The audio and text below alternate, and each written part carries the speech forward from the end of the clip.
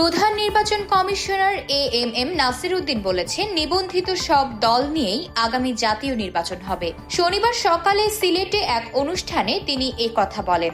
প্রধান নির্বাচন কমিশনার বলেন, সংস্কার কমিশনের প্রতিবেদন দেওয়ার পর রাজনৈতিক দলগুলোর নিবন্ধন নিয়ে নতুন পরিকল্পনা করবে ইসি।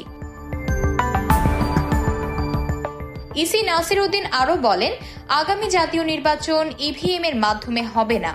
প্রধান উপদেষ্টার দেওয়ার সময় অনুযায়ী নির্বাচন করার জন্য কাজ করছে সিইসি, যা সুনির্দিষ্ট নীতিমালার মধ্য দিয়েই হবে। এবার নির্বাচনে প্রবাসীরা অংশ নিতে পারবেন। সিইসি বলেন, স্থানীয় সরকারও নির্বাচন নিয়ে কোনো মন্তব্য করতে চায় না। অনেকে একদিনে নির্বাচন দেওয়ার পরামর্শ দিয়েছেন, তবে একদিনে সব নির্বাচন করা কোনোভাবেই সম্ভব না।